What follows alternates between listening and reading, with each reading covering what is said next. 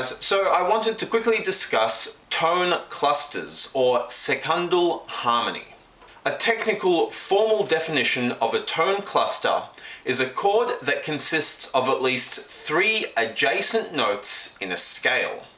A less technical definition of a tone cluster is a chord created by mashing your palm on the piano.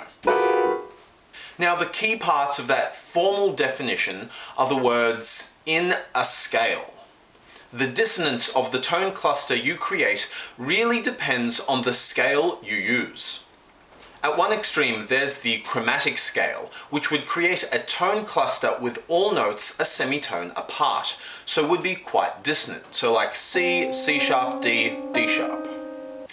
But if we use a diatonic scale, your notes could be a tone apart, like taking the notes C, D, and E from the C major scale. Now, because your notes are a tone apart there rather than a semitone apart, it's a bit less dissonant. Or again, if we take a pentatonic scale, then your notes could be as far apart as a minor third. For example, D, E, and G from the C major pentatonic scale. And again, this is considerably less dissonant than the chromatic tone cluster. Now, tone clusters are classified as secundal harmony, that is, chords that are built in intervals of seconds. Even the pentatonic cluster I just played, D, E, G, is built out of seconds if we consider the jump from the E to the G an augmented second. So it's technically from E to F double sharp. So in jazz, you'll encounter regular tertian harmony, where we just build chords up in thirds. For example, C, E, G, B, D, A as a C major 13 chord. And you'll also encounter quartile harmony, that is building chords up in fourths, so B, E, A, D, G, C as a major 13 chord again, but using that quartile harmony. So notice that we're playing all the same notes, so it's the same chord, we're just changing the intervals between the notes. And you'll also quite often find secundal harmony. So for example, A, B, C, D, E as again a C major 13 chord. Now again, that's using all the same notes. We've dropped the fifth though, which is perfectly fine. And we're using intervals of seconds to build the chord, so it's a secundal chord. Now, even though this secundal harmony is much more dissonant, the same harmonic rules apply as for other chords. You generally want to include the guide tones, so the third and the seventh of the chord, and exclude the avoid notes or the unavailable tensions from the chord. However, you will find that tone clusters are often incomplete chords that are missing one of the guide tones, either a third or a seventh, right? Which is just a result of the way that these secundal chords are built. Unless you play every note in the scale, you'll inevitably miss some notes. So for example, you could have a C, D, E, F sharp as a C major 7 sharp 11, even though we're missing that B, the seventh.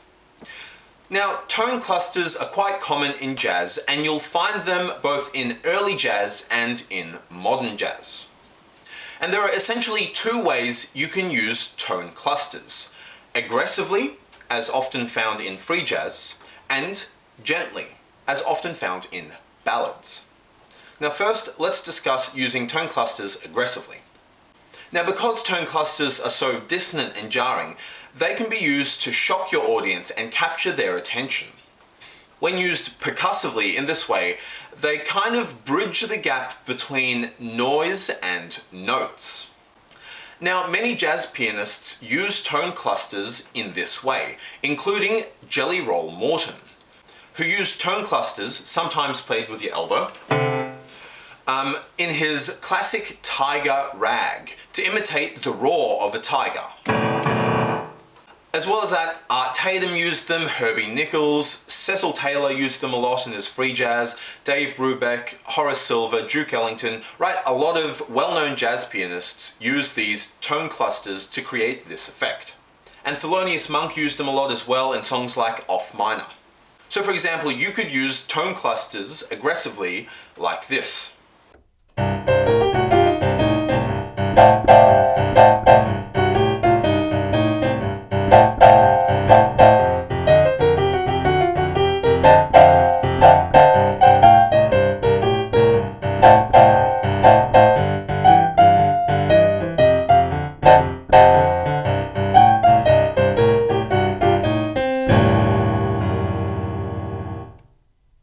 Right, so that actually didn't sound too bad. The tone clusters were kind of used as a rhythmic punctuation, again, to grab the audience's attention and to bridge that gap between notes and noise.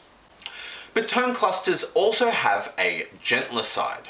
If played at a soft to medium volume with a gentle touch, they fit quite well into a jazz ballad.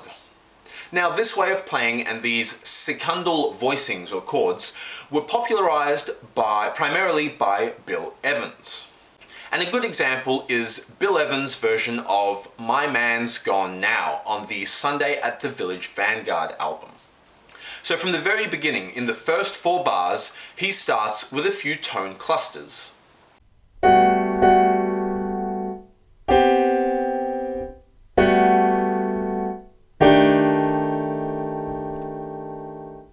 So straight away, in the first 4 bars of that song, he starts with a few tone clusters followed by a quartile chord.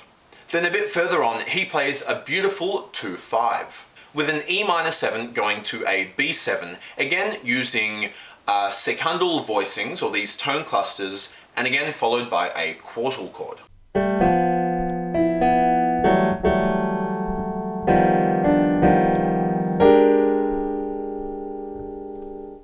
And it's not a coincidence that these tone clusters are often followed by quartile chords.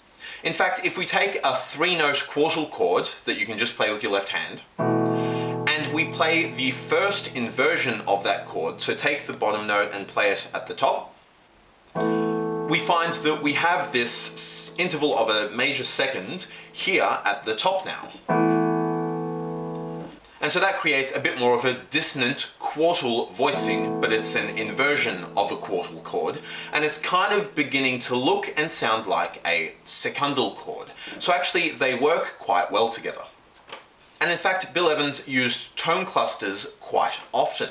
So if you have any Bill Evans transcriptions, which I would strongly suggest you should, go through them and look for quartile chords, tone clusters, and fragment or partial chords. Now these last ones are just 3-note chords that have a semitone or tone between the bottom 2 notes and a minor third or a major third between the top 2 notes. So for example, B, C, E.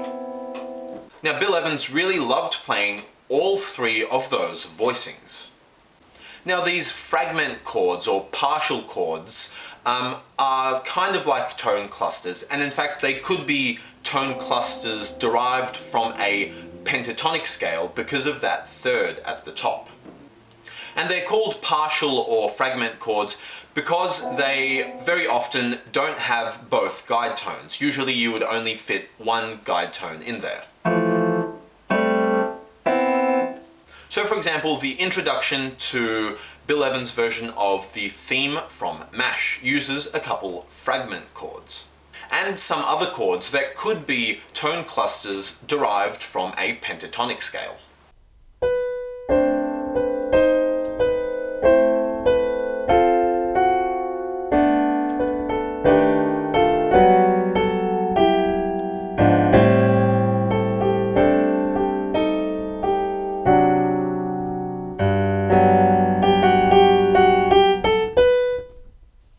So then, for example, in bar 5 up here, I just played this chord here. That could be a tone cluster derived from the A minor pentatonic scale. And it's a great little sounding chord. And even the classic and very, very widely used Bill Evans style rootless chord voicings, which I have a separate video on, can be inverted to create something of a cluster chord. For example, a rootless G7 would be F, A, B, E, which is a G13. If we invert that by putting the top note down the bottom, we have something that looks like a tone cluster. So really, you can play any chord progression using these secundal voicings. For example, a 2-5-1 in C. So you could go D minor 11 to G7 altered to C major 13 sharp 11. Right, and that actually sounds quite nice.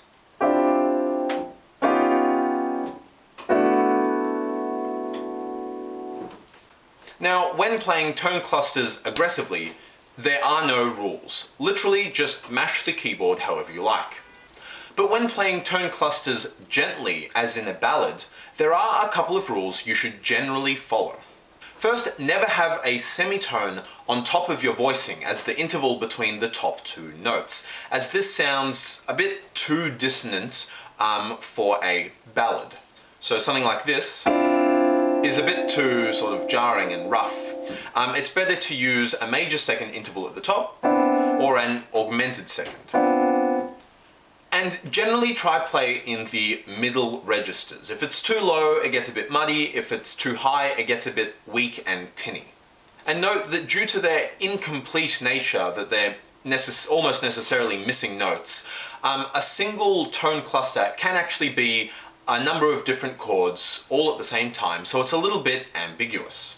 For example, the cluster A, B, D, E could be a C7 sus4, a D6-9, a D minor 6-9, a G add 6-9, an A9 sus4, or a D flat altered chord.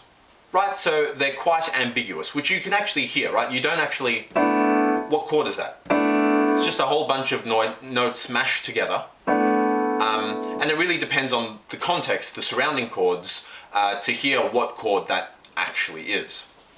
And so that is a brief overview of tone clusters. So next time you're playing a jazz ballad, try using one of these dissonant but surprisingly beautiful tone cluster voicings. And all you have to do to hear how beautiful they can really be is listen to Bill Evans playing. Or alternately, just mash the keyboard and scare the crap out of everybody. Cool, thanks for watching guys, see ya.